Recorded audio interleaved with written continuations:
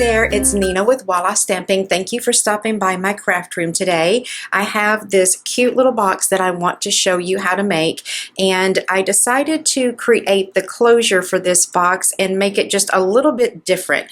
Now what this is designed to hold is 3 of these little 2-inch square Ghirardelli chocolates. My birthday was last week and my daughter Ella bought me this 10-pound bag of the mixed flavors of Ghirardelli. So this morning my husband's gone golfing. I thought I'm going to play in my craft room, so I decided to make this little box and share it with you. So let's get to making it. All you're going to need to create this project is 2 pieces of paper.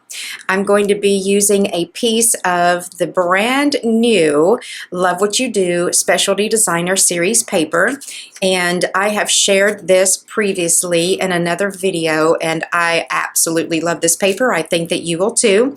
Now I have all of the measurements along with the supplies for this project listed at the beginning of the video and at the end. So if you have any questions about what size everything needs to be, you can just refer to that. Also, you'll be able to get a printable PDF instruction sheet, which will have everything listed there too, and that'll be over on my blog at wallastamping.com. So this is cut to 6 3/4 by 4 1/4, and then I have a piece of Whisper White cut to 1 7/8 inch by 1 7/8 inch. So let's go ahead and just get to doing our scoring. This should be a fairly quick little project for you to put together. So I'm going to put my designer series paper in with the 6 3/4 across the top. I'm going to score at 1/2 inch, then at 1 5/8, 3 5/8, and then 4 3/4. I'm going to turn it clockwise a 1/4 turn and score it at 1 1/8 and 3 1/8. So that's all the scoring that we need to do with our scoreboard. Now we do have a little bit more scoring that needs to be done, but we're going to be using a ruler to do this with. I'm going to go ahead and fold and burnish my score lines now. I don't know how well you're going to be able to see the score lines on this designer series paper, so maybe if I go ahead and get them folded, it will help you see what I'm doing better. And as I'm doing my extra scoring here with my ruler, I will give you a closer view, so hopefully you can see what I'm doing better as well. So let's come on in here a little bit closer. Now hopefully you can see that I've got a score line right here, and then that 3 1/8 inch score line is right there. So I'm going to take my ruler and I'm going to line it up so that the edge is right here with this score line and right here with the end of the paper, so that's a 2-inch section.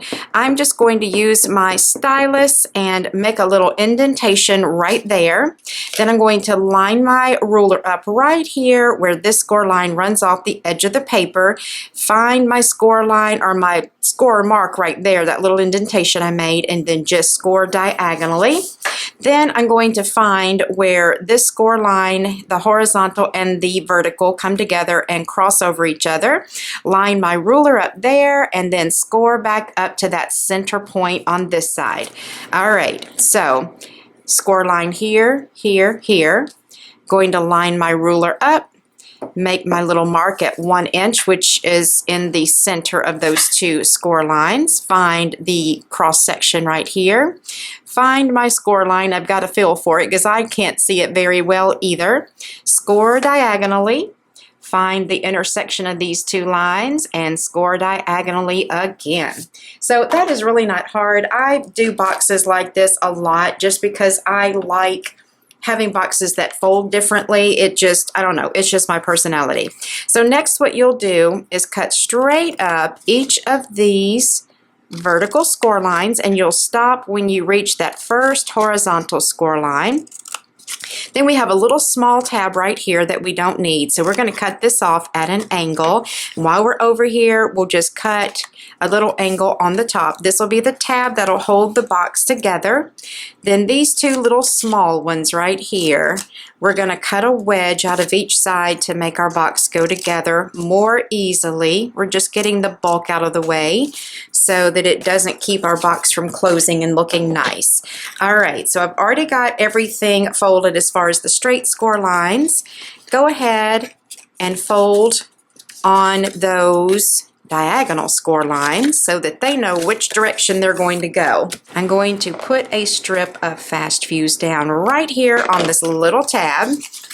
I'm going to fold that over and assemble my box. Now this is the back because that is where my seam is. So I'm going to flip these two tabs up out of my way and this one. So this will be the last piece that will be closed and it will be on the front side. I'm going to put a couple strips of adhesive there. I'm going to fold these two small tabs in and the back one. Make sure that my box is nice and square before I adhere down this tab right here. Okay, so then just start folding in on those diagonal score lines. Then I like to lay it down flat and take my bone folder and just rub over it like that to make sure that these diagonal score lines are nice and crisp.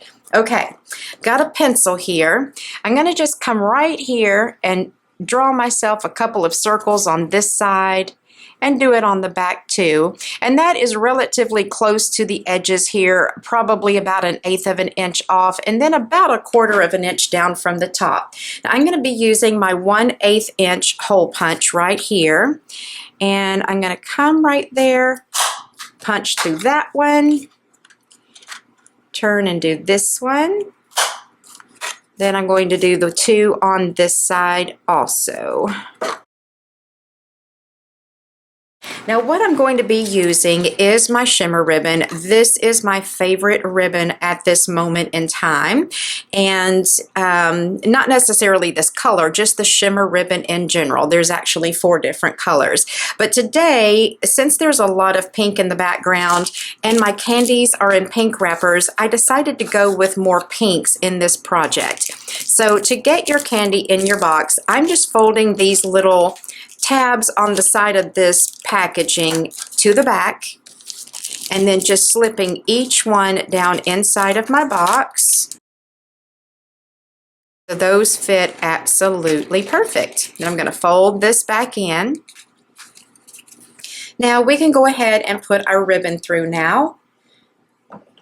You'll want to make sure that your ribbon is cut to a nice point like this. Find the back of your box. There's my seam, so that means this is the back side. So I'm going to string that ribbon through that hole right there, just using that point. Grab that and pull it through. And the tips of your ribbon are going to get frayed as you are doing this, but just leave yourself enough extra so that you can just trim that off after you tie your bow. All right, I'm going to pull through a piece that's probably about 6 or 7 inches long. Then on this side, I'm going to cut off a piece that's 6, 7 inches long sticking out the back. Then thread that through the back hole here. Then I just pull them and make sure that my ribbon looks nice back here and get it untwisted if it is. Bring those 2 points together. Now when you tie your bow, you don't want to do this too tight because it will collapse the top of your box right here. So just tie your bow so that it's tight enough to hold your box together but not squish it, if that makes sense. Then just make it the size you want it to be. Snip off the extra ribbon. Oops, these are not my ribbon scissors, but that's okay. All right, so you could just leave this plain like this if you want to, but I could never leave well enough alone, so I have to do some decorating. I've got my piece of Whisper White here that's the 1 7/8 inch square, and the stamp set that I'm going to be using today is the Love What You Do stamp set. This is a part of a suite called Share What You Love, which is actually going to be available to you starting May the 1st. There are several different bundles that you can purchase ahead of the catalog coming out in June. So if you're interested in knowing more about the bundles that are going to be available to you, just visit my blog. I have a whole blog post just on this bundle or this suite, but I'll also mention it in the blog post for this particular project as well. So I'm going to be using a few different stamps out of here. This floral image, this little background image right here. Where did it go? This little leaf image, and I'm lucky to have a friend like you. That's what I'm going to be using. The inks that I'm going to use is Rich Razzleberry, Pear Pizzazz, and Powder Pink. Now I'm going to go ahead and open my Rich Razzleberry. I've got my sponge. And just to make sure that this kind of stands out and kind of pops up off the top of the paper, if that makes sense. I want it to have kind of a 3D effect to it. That's why I'm coloring around the edges, just to give that some pop. So I'm done with that. Next, well, I forgot to say that I'm going to be using my Memento Tuxedo Black ink, and this is going to be to stamp my sentiment with. So I'm going to go ahead and get that inked up now. And I'm going to stamp this right up here close to the top left side, and hopefully get that straight because I can't get just over the top of it to see. That is a little closer to the top than I would want it to be, but it's not bad. All right, next I'm going to use my Pear Pizzazz, get my floral image inked up in here. Then I'm going to bring them in and stamp them right about there. And if the tip of one of those flower petals overlaps my sentiment, I am perfectly all right with that. Gonna go ahead and take my little leaf pattern here, add some greenery into this. All right. Done with that. Now to color in my flowers, I first started to do like I did on this one and on this one was use my Stampin' Blends markers, but I thought, you know, I'm going to go ahead and just use the stamp set. So I'm taking this little image right here, I'm inking that up in my powder pink, and I'm going to stamp that right on top of these flowers and use this stamp to give those some color. Now see how this one didn't get all the way to the outside edges. If you want to stamp it more than once to make sure that you get ink all the way out there, just do that. I mean, that's fine. You can do it however you want it to look, or you could have just left it stamped right there in the center and let that one be it. All right, so we're going to put this, where'd my box go? Right here. We're going to put this up on our box using some dimensionals. And I'm just going to use a couple. You can use more than that if you like. Just pop that right here in the center of the front. And there you go. So let me bring these others back in so that you can take a better look at those. So these two are the same. This one I did all in Pink Pirouette, which is a color that's going to be retiring. And this one I just did in All Whisper White. I kept the stamping the same. Uh-oh, I almost forgot something. You do not have to do this step if you don't want to, but I did take my shimmer pen and just rub a little bit of that right over the top of each of those flowers. So you can do that, you can leave it out, whatever you want to do. But for the most part, I kept all these the same. Now this one, I put one of our new Share What You Love Artisan Pearls in there. And I guess I'll go ahead and put one on this one too. And I used this color right here and just put that right where the eye would be. So these are the pearls. Are they not gorgeous? I hope that you enjoyed this tutorial today and that I've given you some inspiration to create a box like this and give someone a Ghirardelli treat, because who doesn't love chocolate and who doesn't love Ghirardelli chocolate? So if you have any questions, be sure to let me know. You can leave a comment in the comment section that's below the video over on the blog post either.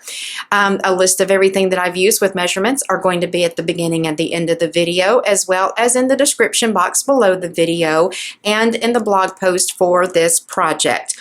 While you're over on my blog getting the instructions and checking out the new bundles that are going to be available to you, don't forget, sign up for my newsletter. You'll get a welcome gift when you do, and exclusive promotions and tutorials from me throughout the month. And if you like this tutorial and you'd want to see more like it, make sure you subscribe to my YouTube channel so that you can see my future paper crafting tutorials, and I'd love for you to share it with your friends as well. I hope that you have a great day, and I'll talk to you soon.